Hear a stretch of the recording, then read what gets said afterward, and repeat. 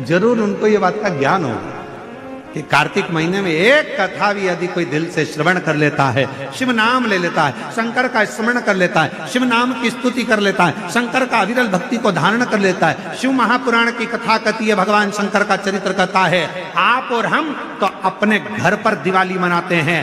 33 कोटि देवी देवता काशी के घाट पर, गंगा के घाट पर दीपावली मनाते हैं। काशी के घाट पर दीपावली का पर्व मनाया जाता है।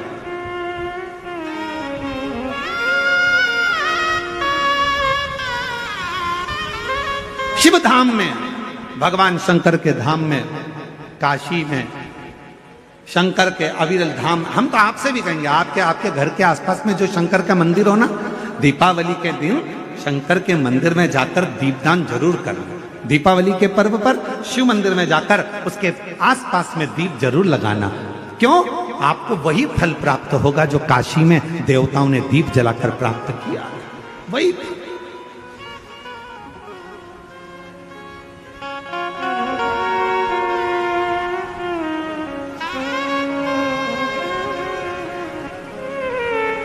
भगवान शंकर की अविरल भक्ति को धारण,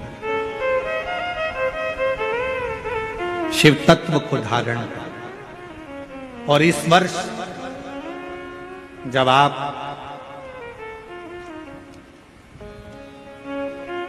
20 अक्टूबर को दिवाली मनाएं और 20 तारीख को जब आप दीपावली का पर्व मनाएंगे,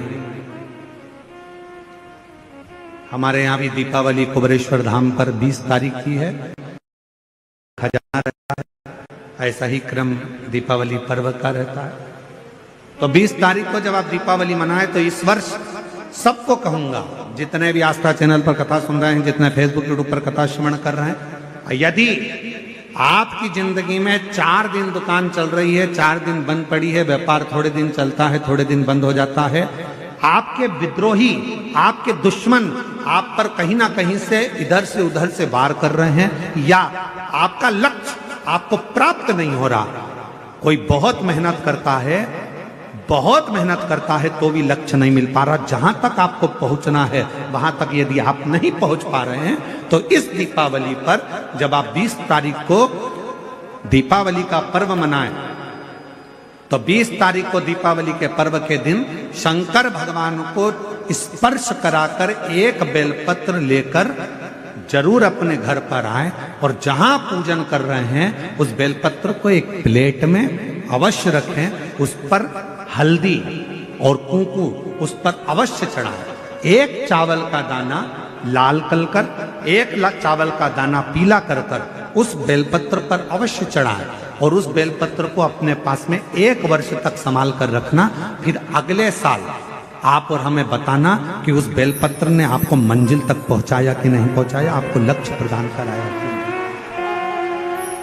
कई लोग रहते हैं, बहुत मेहनत करते हैं, बहुत परिश्रम करते हैं, सब चाहते हैं कि ये व्यक्ति इतने स्थान पर बैठे, इसको ये पद मिलना चाहिए, इसको ये कुर्सी मिलना चाहिए, इसको ये जगह मिलना चाहिए, इसको वहां तक पहुंचना चाहिए, इस व्यक्ति को तो इस पद पर पहुंचना चाहिए पर नहीं पहुंच पाता, इस व्यक्ति को तो वहां तक पहुंचना है पर ये नहीं पहुंच पाता। एक बेलपत्र का प्रयोग कर देते, अगले वर्ष बात करेंगे कि मेरे भोलेनाथ ने आपका हाथ पकड़कर आपको उस मंजिल तक भेजा कि नहीं भेजा।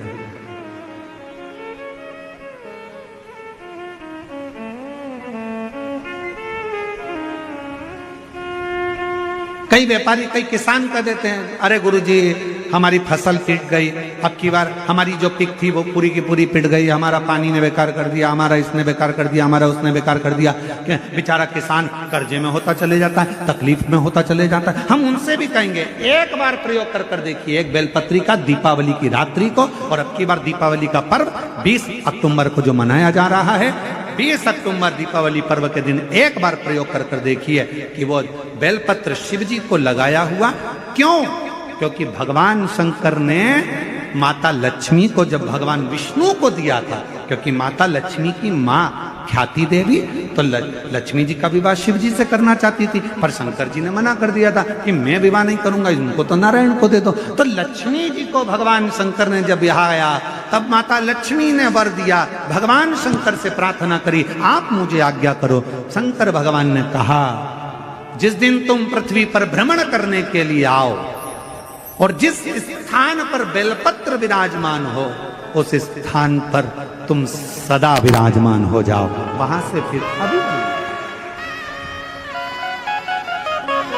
अविरल बोल बम का नारा है। इतना धीमा बोलोगे तो शिरडी वालों कल्याण तुम्हारा। अच्छे से बोलो जरा, बोल बम का नारा है। हर हर महादेव। शिव तत्व की प्राप्ति।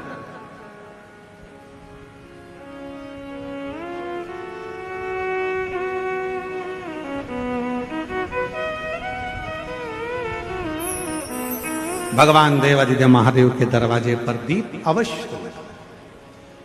हमारे यहाँ कुबेरेश्वर धाम पर लोग दिवाली मनाने के लिए जब आते हैं, दीपावली पर्व के लिए जब आते हैं, खजाने के लिए जब आते हैं, तो भक्ति के साथ,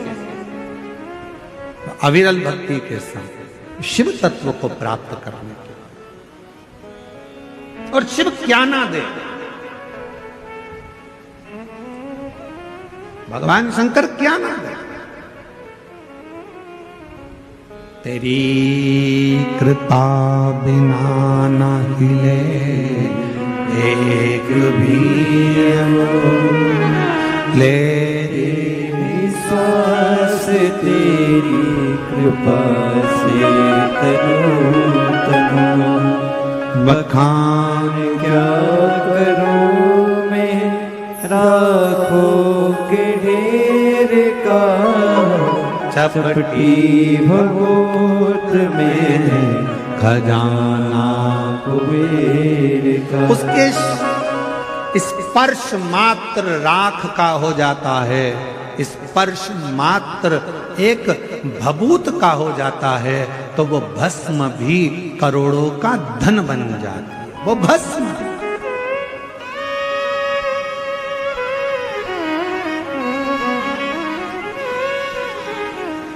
इसलिए शिव महापुराण की कथा कहती है, एक लोटा जल सारी समस्या का हल।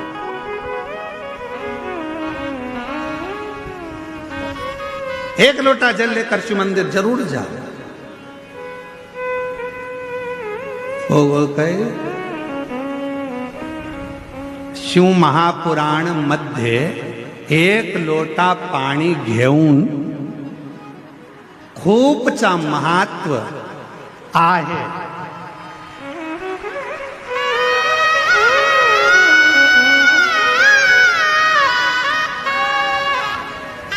शिव महापुराण में एक लोटे जल का बड़ा महत्व बताया है, बड़ा महत्व।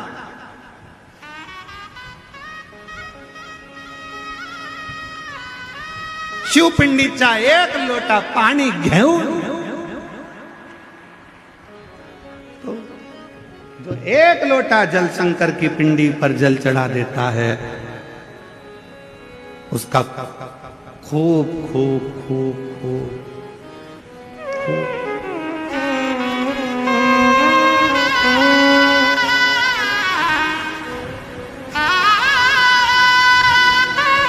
और तेरी कृपा का क्या भरोसा, कब किस पर हो जाए। जरा हम कर दो, जरा सी हम कर दो।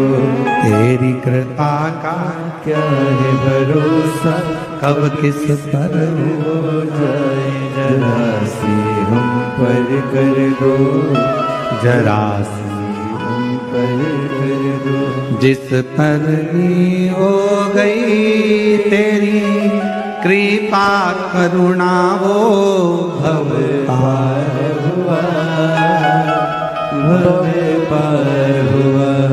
पापी हो चाहे जितना, उसका भी बाबा उद्धार हुआ, उद्धार हुआ। गिद्ध अजामिल गणिका जैसे तेरे मन को भाए। जरा सी हम पर कर दो, जरा सी हम पर कर दो। तेरी कृपा का क्या है भरोसा कब किस पर हो जाए, जरा सी हम पर कर दो, जरा पर कर दो।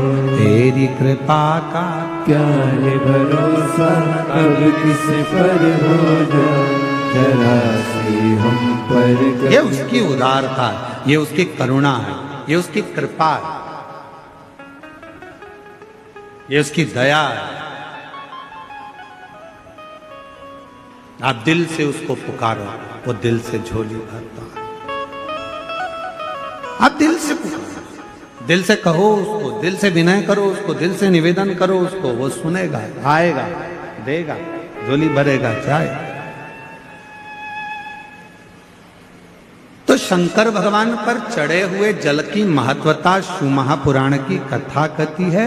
भगवान शंकर का पवित्र चरित्र कह रहा है कि मरने वाले व्यक्ति के मुख में गंगा जल क्यों दिया जाता है। आपके बच्चे पूछें, आपके रिश्तेदार पूछें तो उनको बताना कि शिव महापुराण में वर्णन आता है, स्वयं यमराज की धर्म पत्नी धुमोरना ने यह प्रश्न स्वयं जिस पर यमराज बैठते हैं उस भैंसे से, उस पौंड्रक से पूछा